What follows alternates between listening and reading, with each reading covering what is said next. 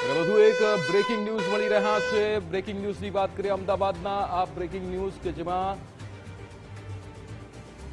વધુ એક breaking news ગુજરાતની અંદર અત્યારે તમામ જગ્યાઓ પર મતદાનની પ્રક્રિયા શરૂ થઈ ચૂકી છે। ત્યારે અરવલ્લીમાં પણ હવે મતદાનની પ્રક્રિયા શરૂ થઈ ગઈ છે। વહેલી સવારથી જ મતદાન મથકો પર લાંબી કતારો જોવા મળી રહી છે।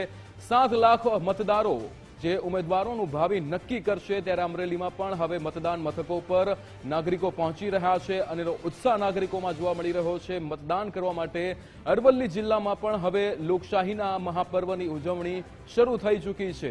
સવારથી જ અહીંયા લોકો મતદાન માટે પહોંચી રહ્યા છે। ત્યારે સમગ્ર જિલ્લાની વાત કરીએ તો શાંતિપૂર્ણ માહોલમાં મતદાન થઈ રહ્યું છે।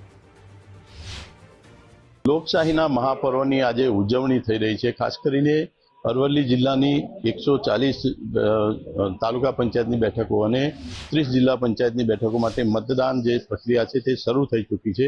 હાલ અત્યારે આપણે ઓડ જે શામળાજી તાલુકાના ઓડ બેઠક ઉપર છીએ। દ્રશ્યોમાં આપ જોઈ શકો છો કે વહેલી સવારથી જ જે મતદારો છે તે પોતાના મતાધિકારનો ઉપયોગ કરવા માટે મતદાન મથક પર પહોંચ્યા છે।